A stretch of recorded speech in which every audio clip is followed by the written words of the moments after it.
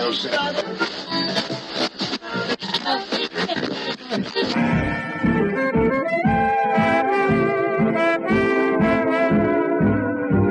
is the Relic Radio Show, old-time radio entertainment still standing the test of time, from relicradio.com. This is the Relic Radio Show, 60 minutes of radio drama you can find every Tuesday at relicradio.com. Our first story comes from Frontier Gentlemen this week. We'll hear Belle Siddons Strikes Back, their story from August 31st, 1958.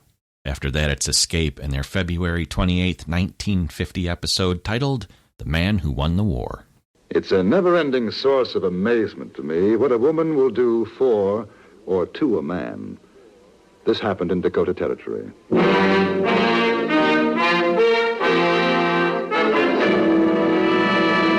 Frontier Gentlemen.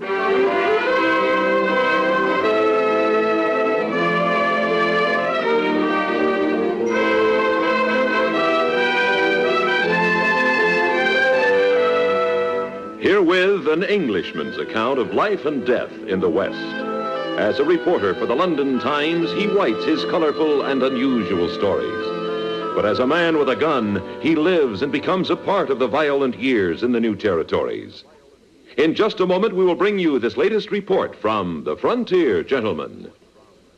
Not just a news program, but a clever, concise focus on the world tonight, 7 nights a week on CBS Radio. Listen to The World Tonight, reporting odd, stimulating, and important sidelights to the day's events. Hear CBS News round up the stories behind the news, frequently in the voices of the newsmakers themselves. 7 nights a week on most of these stations, CBS Radio presents The World Tonight.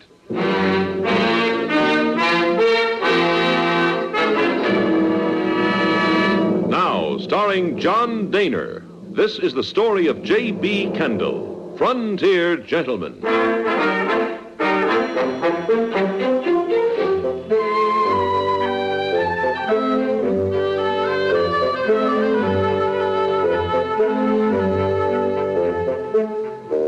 The lady I knew as Belle Siddons had brought her gambling establishment to Deadwood.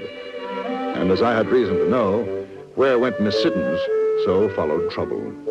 This remarkable and very pretty woman had once been a Confederate spy. In the years following the war, she had married, been widowed, and after spending a short time as a tutor at the Red Cloud Indian Agency, she drifted into gambling, becoming one of the most skillful 21 dealers in the West. Belle, or Madame Verdi, as she called herself in Deadwood, was playing a very dangerous game. This was impressed upon me by a peace officer named Boone May. I was sitting in his office the morning after he had learned of a planned stagecoach holdup. You get to talk to Madame Verdi last night, Kendall? I spoke to her. She say anything? About what? You know about what. Stage holdup is supposed to be on for tonight. Well, she knows there's going to be one, that's all. What'd she say about McLaughlin? Nothing much. I told her you thought they were planning the robbery together. What'd she say? She laughed. Huh? That's so. Then she said she'd told you the truth. No, one of her casemen had heard a gold shipment was going to be stopped between here and Rapid City. She doesn't know who's going to do it. The way things are between her and McLaughlin, I wouldn't figure her square. Would you? If she's really in love with him, I don't imagine she'd want to see him caught. Well, I'm going to find out. That's for sure. How? Well, I'll tell you, Kendall. It wouldn't be smart me getting mouthy about what I aim to do until it's time to do it. You being a newspaper feller and all. You savvy? You afraid I'll tell Madame Verdi? Well, now, I ain't exactly afraid, but I ain't over anxious neither. See, I've been living in Deadwood long enough to know it ain't smart to put trust in any man or a woman. Maybe that's how come I'm still living. Yeah, I suppose in your job it's the safest way. Yeah, that's right. What about this Archie McLaughlin? You haven't met him? No. Well, he's real polite. Good-natured young feller. At leastways, that's the way you figure him to be. Then you find out he fought with Quantrell's raiders on the Kansas border in the war. I ain't kept track of his killing since then, but they say there's 4 or more he shot down here and other places. He's a road agent, spends most of what he steals gambling. But if you know his record, why haven't you arrested him? Well, I know what I hear tell. I ain't got proof. That's what I need. Maybe tonight that's what I'm going to get. I'd like to be there when you do. Yeah, I guess you ain't got a good feeling toward him at that, him taking Madame Verdi from you. You insist there's a great romance between the lady and me, don't you? I heard things was a simmering. A false rumor. How come you're so interested in McLaughlin, then? That's part of my job. I'm a newspaper correspondent, remember? Yeah. All right, Kettle, you come back here this evening, say about 6 o'clock. Maybe I'll have something for you to write about in that London paper of yours. I spent the rest of the day in my hotel room sorting out notes and preparing outlines of future articles. At 6 o'clock precisely, I returned to Boone May's office. He was buckling on a gun belt, smiled at me in his mirthless way as I walked in. You all set, huh? Yes? You seen the madam again? No. I know you ain't. I had somebody watching just in case. Javert. Huh? A French policeman. Man by the name of Victor Hugo wrote about him. You have a great deal in common. Oh. You got a gun? Yes. That's fine. Come on. Where are we going? Oh, down to the stage station. Going to take a little trip. When we reached the station, I saw a coach with 5 heavily armed men standing near it. Each carried a rifle and holstered guns. Boone May nodded to them. All set, boys? Ready as I'll ever be. Oh, this feller's Kendall. He's riding with us to see the fun. Gold come in yet? Yeah, we already loaded it, Boone. All right, let's get going then. Sam, you drive. Davenport, you ride shotgun. Rest of us be inside.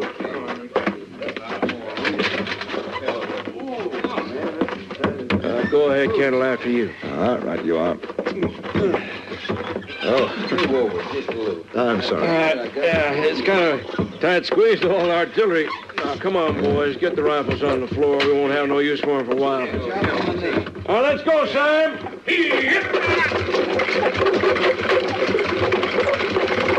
You think it's safe to tell me about it now? Sure. No harm now.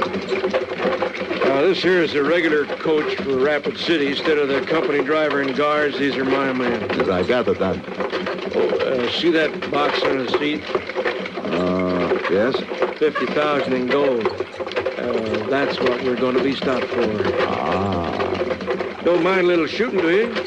I don't imagine I'll have much choice, will I? That's a human fact.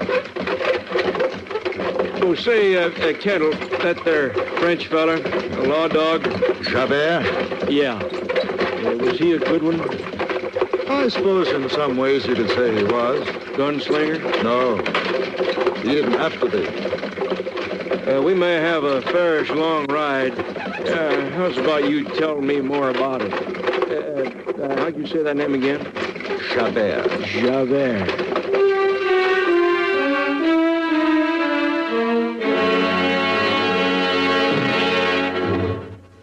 Henry Morgan is head man on CBS Radio's bright, bouncy Sunday night quiz called Says Who.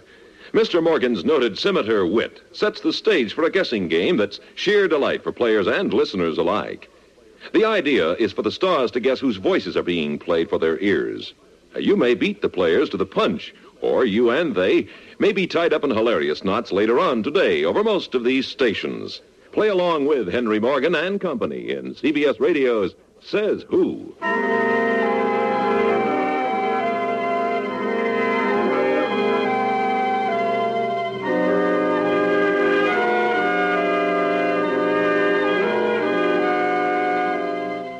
It may appear odd, but at the time there seemed nothing particularly strange about recounting a condensation of Hugo's Les Miserables to Boone May and his deputies. I suppose I'm becoming used to the peculiarities of my life in the West. One accepts anything, even the gleam in a peace officer's eye as he compares himself to the dedicated bloodhound, Javert. May's deputies listened, respectful, silent. I finished the story. Well, now, I'd say that was a man who believed in the law. Wouldn't you say that, boys? Sure was. Yes, sir. Oh, I like that word you used, Kendall. Dedicated. That there's a fine word. What's the matter, Sam? Cottonwood tree falling across the road. All right, stay where you are, Sam. Might be natural, might not. Up with them. Get down off the coach, both of you, or you're 4, dead. 5 of them. Passengers, come on, outside. Me and Kendall go outside as soon as we hit the ground. You three start shooting. All right, come on, Kendall. When I tell you to You hear drop, what you I do it said? quickly. You Get won't out. have no back left to your head. Caswell, hold on to them horses. Right. Billy, you cover the passenger. Yeah. Archie McLaughlin. Where? If it ain't Boone May. Down, get down!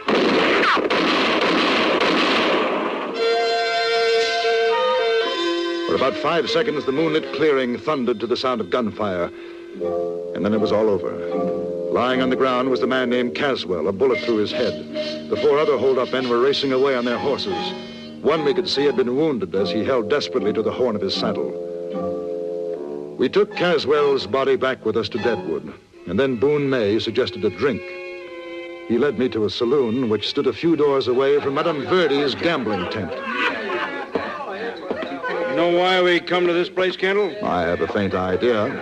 I want to see the madam's face when I tell her. Well, what makes you think she'll come here? Oh, she will. 2 of the boys are going to bring her in. Are you arresting her? Not right now. I just want to see her face. Maybe it'll tell me if she needs arresting. You still think she knew about the holdup? She might. Oh, there she is. I'll be obliged you don't say nothing outside hello, Kendall. I'll take it as real unfriendly if you do, savvy? Perhaps I better go. No such thing. Well, now, Madam Verdi, this is sure a pleasure. Is it? Good evening, Mr. Kendall. Madame Verdi? Am I under arrest, Mr. May? Of course you ain't. These 2 men didn't give me much choice. I had to leave my table. There's a big game going on. Well, then, madam, you better get right back to it. It wasn't nothing important I had to say. I'll see you in the morning. If it was so unimportant, why did you have me brought here? Well, I never said to the boys to bring you, madam. I told them to ask you, polite. I surely do apologize for the inconvenience. Oh, by the way, there'll be some company money at the office for you tomorrow. Oh? Yeah, that holdup you told us about. You was right. They tried it a while back, and we plugged one for good. Another's bad hurt. 3 got away. We'll get them. Who were they? Archie McLaughlin and some of his boys. Oh. Yeah. Well, madam, like I said, I sure am sorry for the trouble getting you over here. That's all right, Mr. May. I understand why you did. Good evening. Mm-hmm. Good evening, Mr. Kendall. I'll walk back with you to your place if you don't mind. Not at all. You have no objection. Oh, shucks, no, you go right ahead. Oh, drop around in the morning, Kendall. Maybe I'll have some more news for you.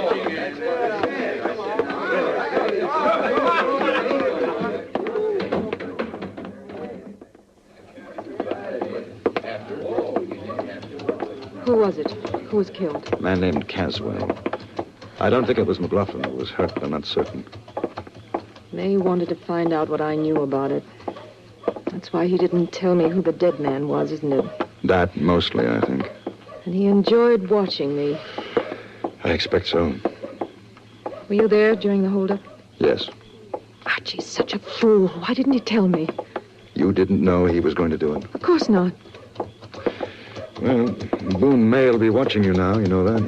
He'll expect you to get in touch with McLaughlin, or McLaughlin to try to reach you. Shall you be watching me, too? Is that why you came with me? You think I'm on Boone May's side? I've known newspaper men before. The story's the important thing, isn't it? Not to that extent.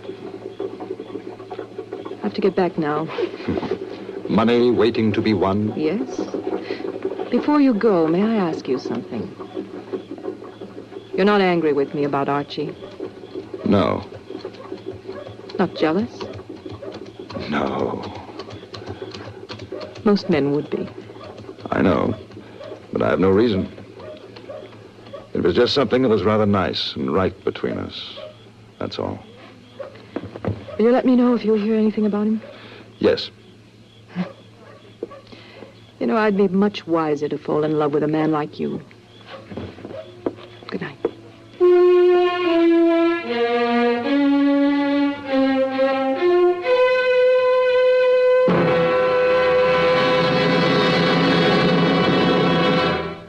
What forces are at work? Who are the central figures? How do the people involved feel and think as schools and communities move towards desegregation? These questions are uppermost in the minds of Americans in every part of the country. Tonight on CBS Radio, you will hear the answers, as most of these same stations present Virginia, Pattern of Resistance. Narrated by Walter Cronkite, Virginia, Pattern of Resistance is another special study by CBS News that goes right to the heart of what's happening.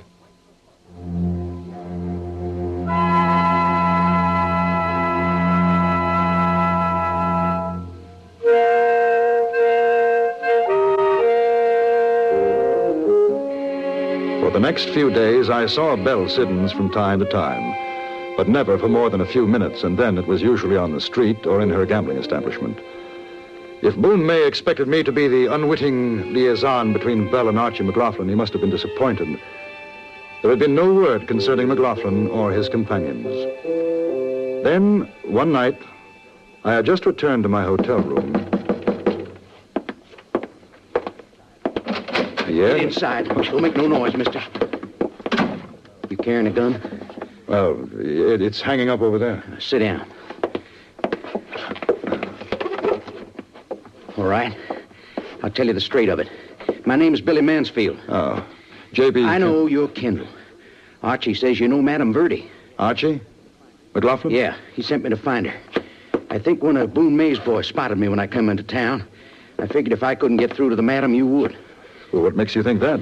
Archie says you're a friend of Madame Verdi's, that's why. Oh. I recognize you now. You were with McLaughlin in that holdup, weren't you? Yeah. Listen, one of the boys, Johnny Brown, he's like to cash in his chips any minute. One of the shots got him plumb through the belly. Has he had a doctor? He ain't no doctor we could trust around. Archie wants the madam to come and do something. What could she do? Get the bullet out. Archie says she knows about doctoring. You can't ask her to do that. Not a man with a bullet in his stomach. He needs a doctor. Mister, I ain't here to argue with you. Will you get the message to the madam? Supposing I go to Boone May. Ain't no skin off my saddle if you do. I won't be here when you get back. Besides, you being a friend of madam, you wouldn't want to see her get in no trouble. What's the message? Tell her to come to the place she and Archie went. The start of the timber road. She'll know where it is. If she ain't alone, one of us will get her before they get us. Archie didn't say that, but I'm saying it, Kendall. Supposing I come with her. That's your business. When is she supposed to go? Tonight, as soon as she can. We'll be waiting.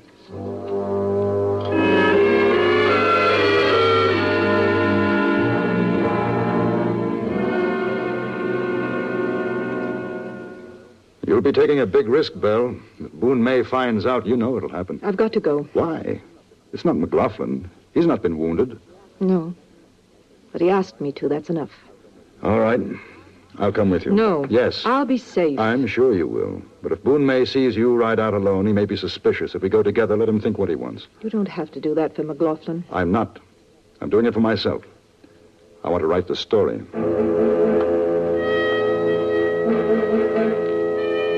Belle Siddons and I drove out to Deadwood in a buckboard. And to any casual or inquisitive onlooker, we had all the appearances of a romantic couple enjoying a midnight drive. As far as I could tell, we weren't followed. This is it. Ooh. You better go back. Leave me alone. I'll get back to Deadwood, all right. No, I'd rather none. You've done enough. I've told you, Belle. This is the kind of thing that earns me a living. Besides, I'm rather curious to meet your Archie McLaughlin. Belle? Yes? Who's that with you? Mr. Kendall. Were you followed? I don't think so. This is McLaughlin, Kendall. I thank you for what you've done. Now you better get on back to Deadwood. You trusted me to get the message through for you. Why not let me stay? I'll see she gets back safely. You come into the timber with us, you take your own chances of getting out. I ain't sitting to argue. Follow me up the road.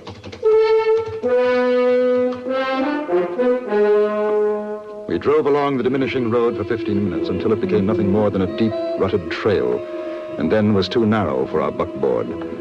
McLaughlin swung Belle Siddons onto his horse. I followed behind. Another 5 minutes took us to a ramshackle shanty deep in the woods.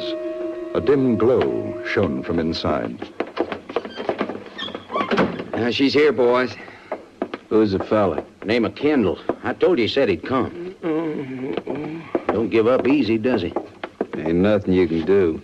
Better to put him out of his misery. Let me see. Sure looks ugly, don't it? Can you do anything? I don't know. How long's it been? 10 days? Well, I can't make him any worse than he is. You could kill him. He should have been dead days ago. Archie, find me a piece of wire. I've got to get the bullet out. Yeah. Jack, Billy, take a look around. Have you ever done this before? No, but I studied dissection with my husband. I've taken bullets out, but not like that. I'm afraid I'll be no help. Bring the lamp over here, will you? Right. Put it on the floor here.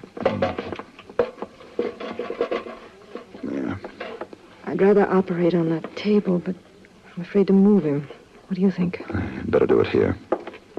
I found the wire. Give it to Mr. Kendall. Oh. Hold it over the flame. All right. Belle Siddons, ex-Confederate spy, gambler, doctor's wife. With that single piece of wire, she probed the terrible wound and extracted the bullet. And the man lived. She smiled at me, at McLaughlin. Now I think I'd better go, Archie. Yeah. You think he'll make it? He's got a chance. Hey, wait a minute. You ain't thinking of having her and this Kendall fella going back to Deadwood, are you? Well, why not? Why not? So they can tell Boone May where we're hiding at? Well, Madame Verdi is hardly likely to, and I have no reason to. I'm not a lawman. I ain't for letting him go, Arch. Jack's right. It ain't safe. Now, look, she came as a favor to me. A favor to Johnny. And he's still alive, ain't he? Don't matter. She'll tell or he will. I say plug him now. I'd rather you didn't, gentlemen. Oh, put away your gun, Kendall. There's no call for shooting. Leastwise, not between us. I say you and Madam here, you both go. I figure neither one of you'll do any talking. Now, ain't that so? You know, Archie. How about you, Kendall? I'm rather fond of the lady, too. I don't think I want to see her strung up to a cottonwood limb as an accessory. No, I won't do any talking. Hey, you hear that, Jack? Billy? Now we're going to let him out of here. Quiet and peaceable. Any killing to be done, you'll have to draw on me. Will I see you again, Archie? Sure you will, honey. Don't you worry. I'll be around real soon. Old Johnny there, he can't thank you yet, but I sure do. And one of these days, I'll prove it. So long, honey. I drove Belle Siddons back to Deadwood. Our escapade had apparently gone unnoticed, which was just as well, because a rather unusual message awaited me at my hotel, which I shall write about in my next report to the London Times.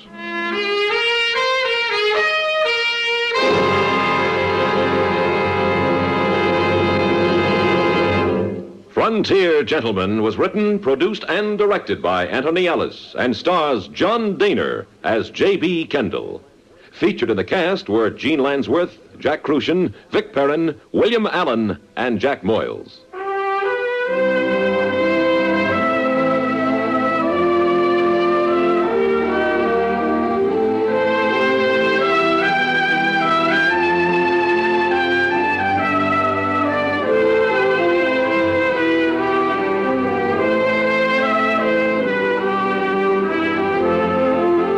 Join us again next week for another report from the Frontier Gentleman.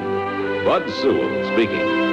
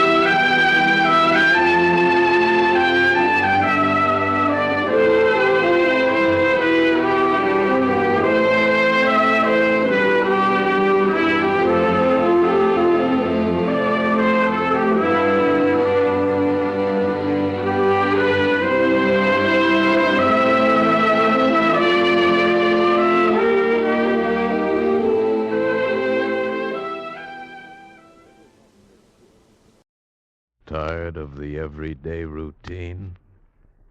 Ever dream of a life of romantic adventure? Want to get away from it all?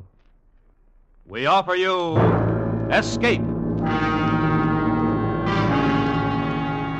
Escape, designed to free you from the four walls of today for a half hour of high adventure. Tonight, we escape to the coast of Flanders in October 1914, and to the story of a man chosen by a strange destiny to win the First World War, as Robert Buckner tells it in his classic tale, The Man Who Won the War.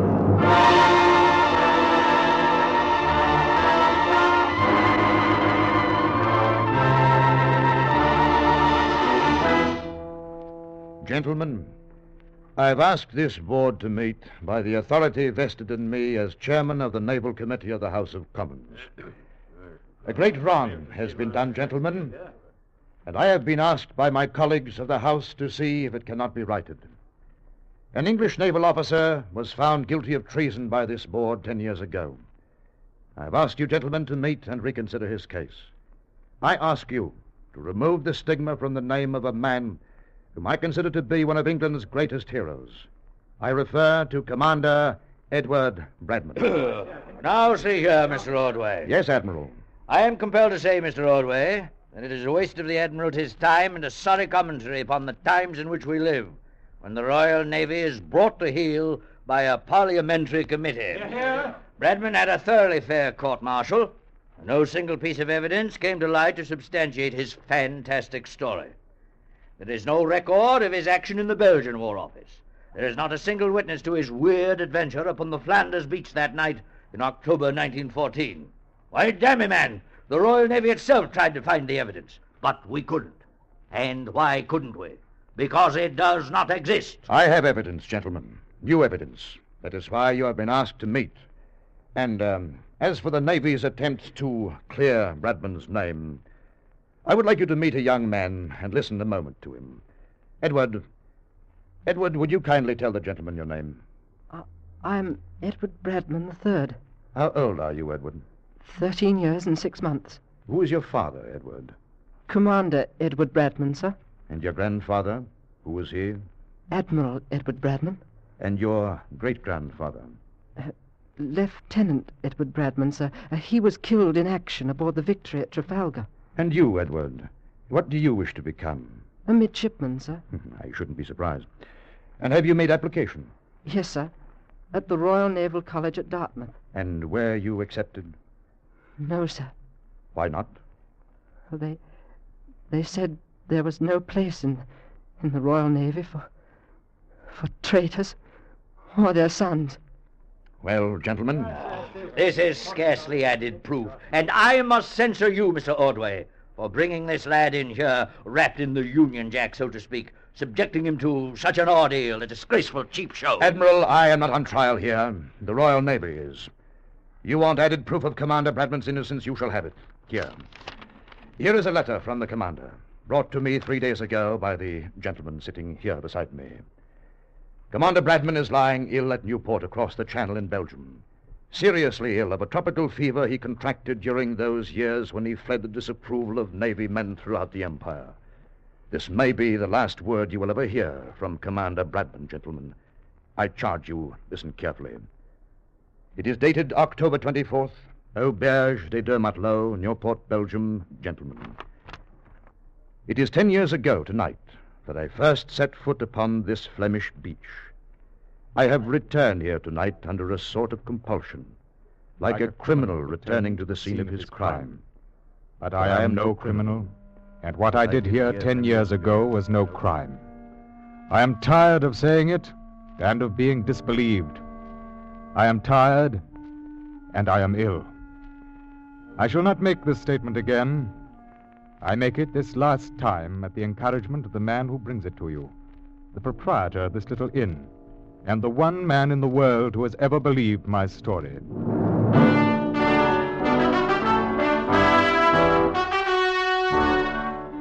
When the war began, I was placed in command of the destroyer Fire Drake attached to Admiral Hood's battle force on North Sea Patrol. On the night of October the 28th, 1914, the Fire Drake was cruising up the Belgian coast to join the main fleet. We'd taken aboard some extra shells and ammunition at Plymouth, along with several cases of Scotch whiskey, since the fleet was looking forward to extended action.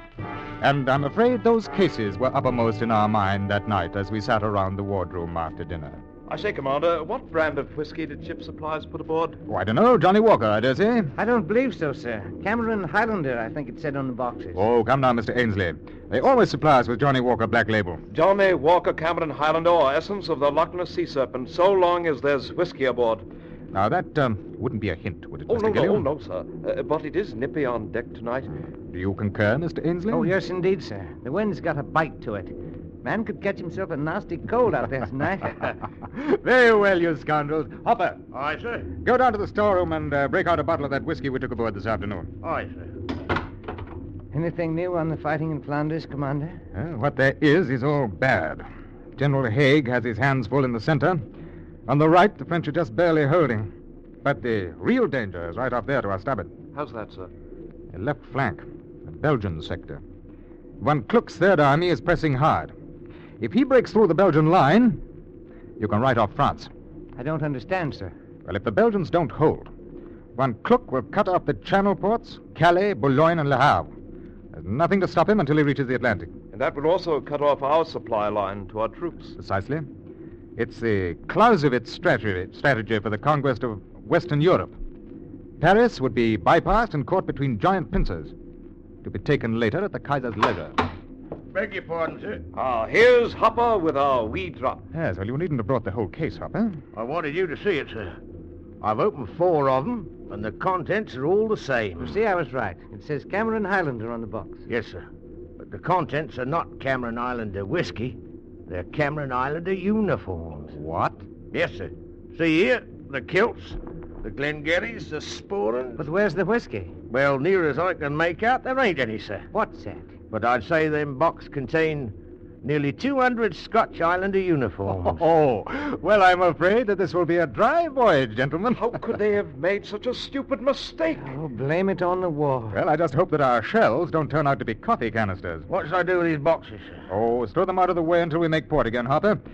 Meantime, I dare say there are some poor Scotch beggars somewhere in France who'll have to do with their old clothes a little while longer. There's the speaking tube, sir. Bridge here. Mr. Twiddle requests the captain to come to the bridge. Oh, acknowledge, will you please, Mr. Gilliam? Yes, sir. Captain, come to the bridge. What kind of trouble do you suppose Tweddle's run into? Are you coming along, Ainsley? Oh, might as well. You can't drink kilts and Glengarrys. Freshening up a bit. Yes, she'll be on her beam ends before morning.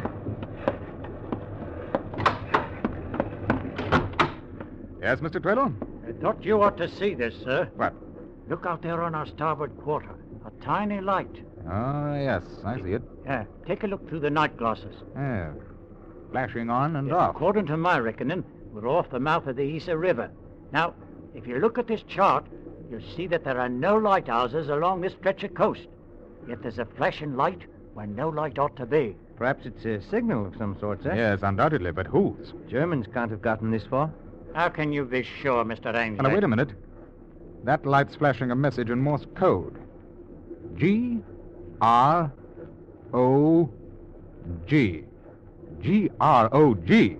Quartermaster. Aye, sir. Change course to 110. Change course to 110. Aye, sir. What you going to do, sir? I'm going to take a closer look. But, sir, this might be a trap. Yes, it might.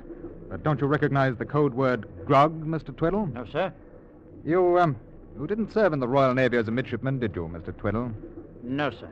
My apprenticeship was in the merchant service. Well, then, of course, grog wouldn't mean anything to you. I don't understand, sir. Well, Mr. Tweddle, G-R-O-G is a midshipman's joke. It means good rum on goose days. I still don't understand, sir. When is Goose Day? That's the joke, Mr. Tweddle. Goose Day never comes. Ah. It's juvenile, I admit, but fascinatingly esoteric when you're 14 years old. But why would anybody be sending a midshipman's code word from the coast of Belgium in the middle of a war? That, Mr. Ainsley, is what we're going in to find out. Be good enough to tick off a landing party, will you? Number 2 power launch. We'll go ashore in 10 minutes. What? But, Captain. You have your orders, Mr. Ainsley. Yes, sir. You can't be serious, Captain. I am, Mr. Tweddle. This might be a trap. We have no way of knowing whether the Germans have advanced beyond this point or not. Yes, it might be a trap, or it might be some poor beggar trying to escape the advance. Well, it's well worth looking into. If they were sending a plain SOS, I might be suspicious, but the choice of that half-secret snotty code word makes me think it's worth looking into. But suppose it is a trap? Mr. Tweddle, it would be somewhat the reverse of the classic rules of warfare for a land force, no matter how large, to attempt the capture of a naval vessel on the high seas. Nevertheless, the enemy's devilishly clever. Well, don't you worry, Mr. Tweddle. I'm not asking you to go ashore.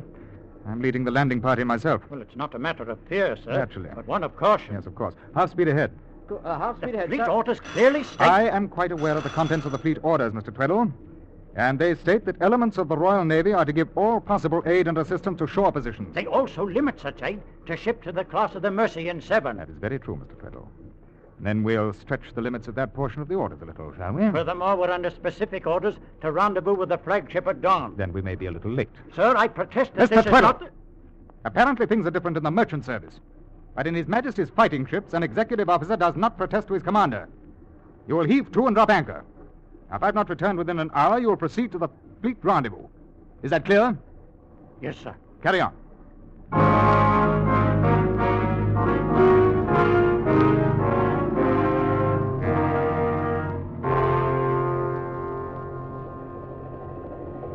I'd say we're about a half mile down the beach from the light now, sir. Good. Swing her inshore. Aye, sir.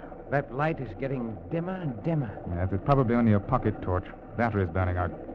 All right, men. Now then, listen to me. Yes, sir. When we get to the beach, we'll spread out 10 feet apart and proceed toward that light. Now, you'll keep well down and walk with the utmost quiet. If you encounter a sentry, you try to knock him out before he challenges you. Use your firearms only as a last resort. We are not here to get into a battle, only to investigate that light. Now, if we should be engaged by the enemy, I will fire 3 rapid shots as a signal to return to the boat. Hopper and Spurgeon will remain with the boat. Hopper. Yes, sir. If we have to retreat in a hurry, you wait until the last possible moment before you shove off. Yes, sir. Any questions? All clear, sir. All right. Brace yourself, lads. We're coming into the surf. Now, men, move. Over the side and hold your rifles high.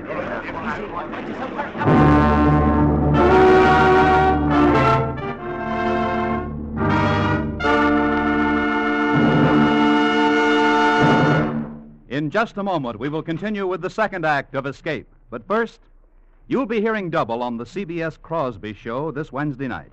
For Bing will be joined by Brother Bob, who soon comes back to CBS with his own show. They'll team up for a couple of swell duets, and Bing will solo with Chattanooga Shoeshine Boy and A Dream is a Wish Your Heart Makes. The Bing Crosby Show is a regular Wednesday night feature on most of these same CBS stations. And now we return you to the second act of Escape.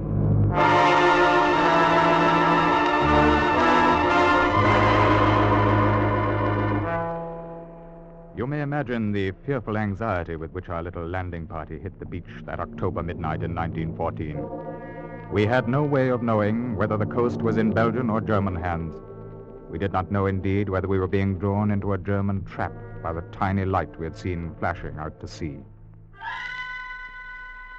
That tiny, weakening light toward which we were now slowly advancing, spread out across the beach, alert for any danger, watchful for enemy sentries or patrols. And then, not 100 yards from where we landed, we encountered a German sentry. He was asleep. Poor beggar, I suppose he imagined no one would be around the sand dunes in the middle of the night, and he was undoubtedly done in. He was sitting on a log. He'd taken off his boots to bury his aching feet in the cool sand. I'm afraid he wasn't a very fearful example of the German military machine that night. But with no trouble at all, Mr. Ainsley and I crept up on him, had him bound and gagged before he was quite awake. There we are. I don't think you'll raise too much of a hue and cry now, sir. Oh, I should think not. No, my friend. Bleiben Sie ruhig, und Ihnen wird nichts passieren. We'll take him along, Mr. Ainsley. Margaret. Sir? You put on this fellow's spiked helmet and remain at his post. If a relief sentry appears, you take care of him. But no shooting unless absolutely necessary. Yes, sir. Now, let's get cracking, men.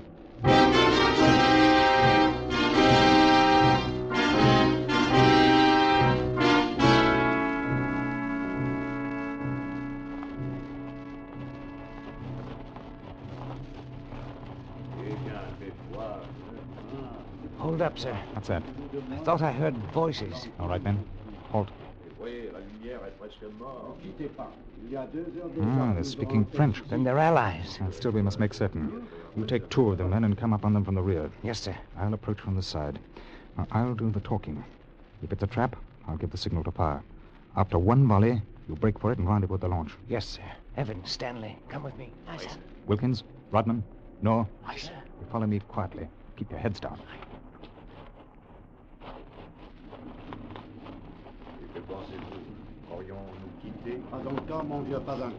Allô? Qu'est-ce qu'on fait là? Qu'est-ce qu'on désire?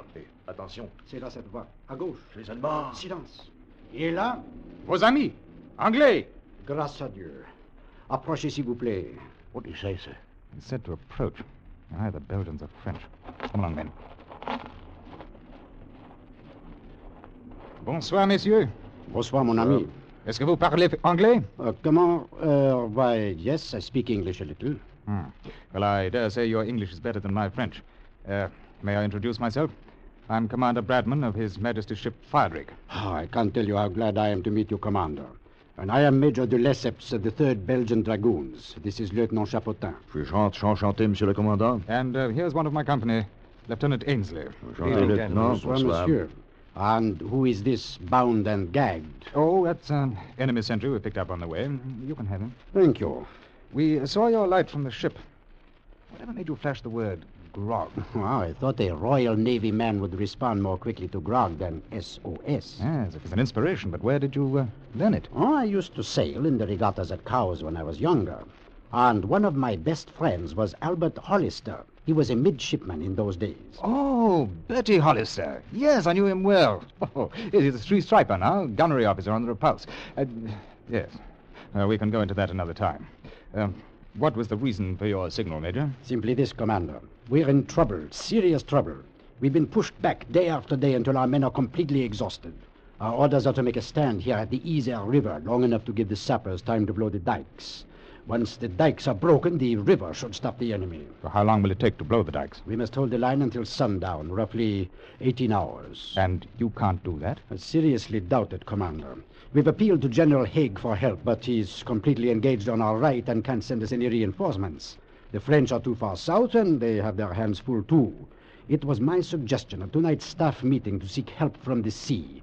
It's our last chance. Well, what do you want us to do? Stand by us. Bring your guns to bear on the enemy's advance. But we're only a destroyer, Major. Our firepower is too low to do any good whatsoever. And we haven't the range for offshore bombardment. Hélas. Then we are finished. And so is the war. There is nothing between Von Kluck and Paris but us. I'm sorry, Major. Uh-huh. They are starting the barrage early this morning.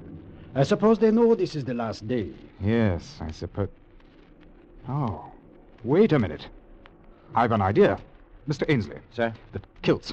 The kilts, sir? Yes, we can put a company of Cameron Highlanders into the Belgian lines. I'm sorry, sir. I Major, we can help you. It's a long, long shot, but it might work. What might work, Commander? Well, somebody made a botch back in Plymouth and loaded us with 8 cases of Scotch uniforms instead of Scotch whiskey. There are nearly 200 complete uniforms of the 1st Cameron Highlanders aboard. Yes, but I don't understand. We'll give them to you, Major. You put them on a company of your men.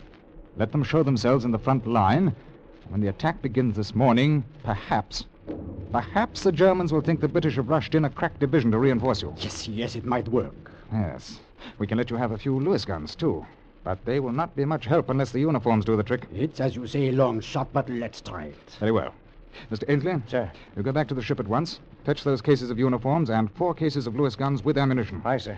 I'll remain here with the Major and help him get his men lined up. Oh, and, Ainsley. Sir. Should Mr. Tweddle inquire, you might tell him I'll be detained a while longer, winning the war. Yes, sir.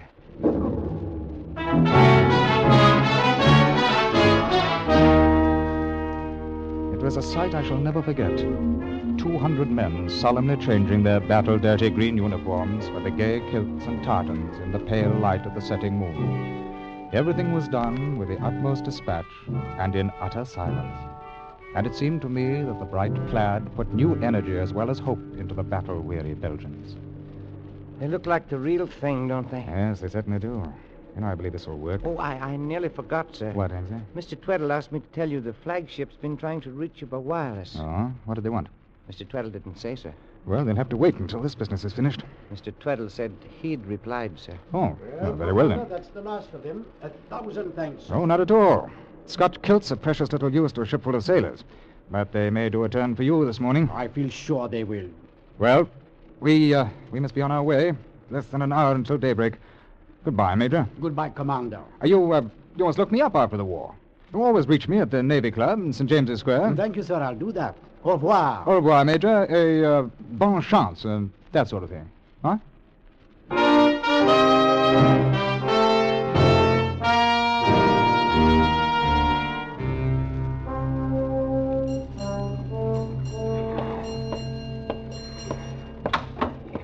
Well, Mr. Tweddle, I think we can get underway now. Finished with your visit ashore, sir? Scarcely a social call, Mr. Tweddle. I think we may have been of some help to our allies this morning. Of course, sir. Captain, the flagship's been trying to reach you. Yes, Mr. Ainsley said something. I signaled him that you'd gone ashore. Oh, you did? Well, that must have intrigued them. Well, I shouldn't say they were pleased. I just received this reply from them. As senior officer present aboard, you are ordered to take command of Firedrake and proceed to fleet rendezvous immediately.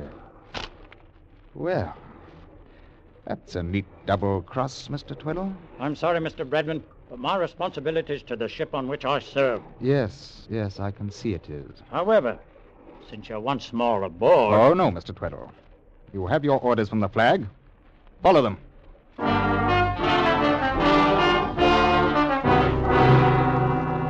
Meddling rule-book sailor. His captious wireless message had made an unnecessary embarrassment for me, but I had no doubts that my explanation of the night's work would fully satisfy the Admiral. So, let Mr. Tweddle have his little moment of triumphant command. I stood out on the starboard bridge wing as we pulled away from the Belgian coast. And through my binoculars, in the grey dawn, I thought I saw the flashing red and yellow of the Cameron Plaid as the last day of the First Battle of Flanders began.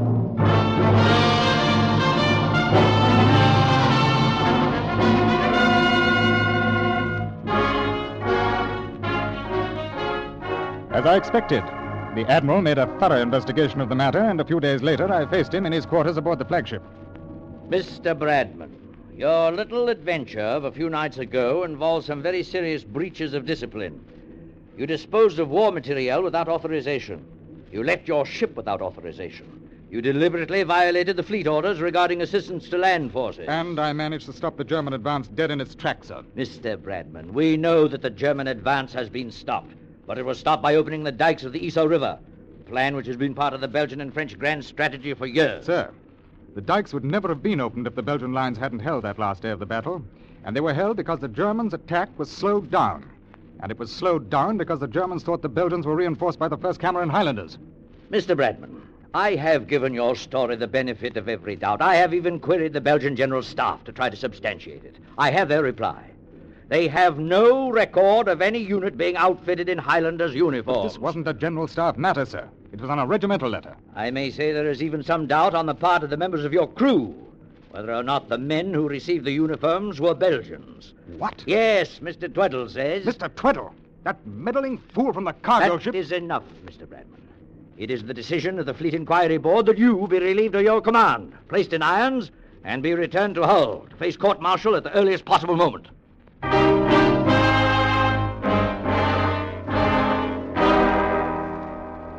The court-martial at Hull sustained the Board of Inquiry's decision, and I spent the rest of the war in prison. Afterwards, naturally, I had to leave England, and wherever I went, Cape Town, Vancouver, Singapore, Melbourne, sooner or later, their story followed me. Sooner or later, some ex-Navy man would turn up who recognized me, and I would have to move on. At last, I have come back to this Belgian beach where it all happened, and here I have found the one man who believes my story. He is the proprietor of this little inn where I now lie ill, and too tired to fight any longer. It is too late now to worry about my reputation, but he has persuaded me to write this letter that my son may not have to bear the undeserved infamy which I have been forced to endure. And he has kindly offered to carry this message to any who may yet be interested in clearing the record of Edward Bradman, Commander, Royal Navy. That's all very well, Mr. Ordway. But there is not a single statement in that letter that has not been entered as evidence in Bradman's court-martial. There's no new proof. There's nothing here... Excuse me, Admiral. I wish to present to this board the bearer of Commander Bradman's letter, Mr. Wolfgang Bechtel. Guten Tag, gentlemen. You are the proprietor of the Auberge des Deux Matelots, where Commander Bradman is now staying. Yeah, I am. But your accent, you're German, aren't you? Yes. How is it that you own an inn on the Belgian coast? After the war, I could no longer bear to live in Germany in the midst of the misery that I had helped to cause. So I, too, like a criminal returning to the scene of his crime, went back to the beach at Neupoort. I have been there ever since. This is all very interesting, but I don't see what it Sir, has to bitte, do... please. I am the proof you have been asking for. I swear that every word of Commander Bradman's statement is truth. Commander Bradman is indeed the man who won the war. I know, because I am the man who lost the war. I was the sentry who fell asleep.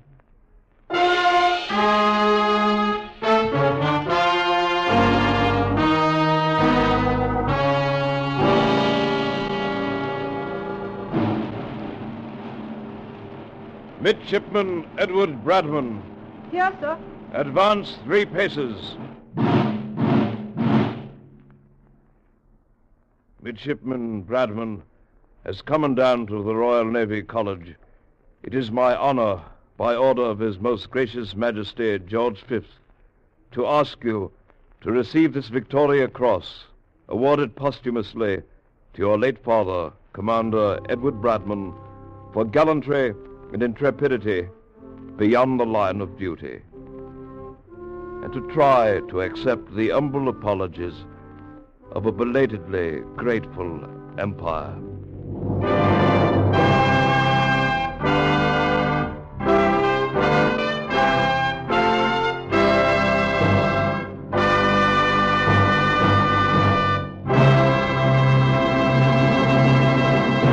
Escape is produced and directed by William N. Robeson, and has tonight presented The Man Who Won the War by Robert H. Buckner, dramatized for radio by Mr. Robeson. Featured in the cast was Ben Wright as Commander Bradman. Also heard were John Daner, Terry Kilburn, Joseph Kearns, Barton Yarborough, Jeff Corey, Ian Wolfe, Paul Frees, Charlie Lung, and John Hoyt. Special music was arranged and conducted by Del Castillo. Next week... You are standing on the floor of the sea in the middle of the sunken city of Port Royal, with its fabulous chests of treasure waiting to be hauled to the surface. But your life depends on the ship above you, where the treachery of your partners has left you with no escape. Next week, Escape will be heard at a new time on Friday evening. Next week, we escape with the story of a diver who discovered an entire city beneath the sea, Port Royal, an exciting tale suggested by Lieutenant Harry Reesberg's book, I Dive for Treasure. Goodbye, then, until a week from Friday, when once again we offer you Escape. Now stay tuned for the adventures of Philip Marlowe, which follow immediately over most of these same CBS stations. This is CBS, the Columbia Broadcasting System.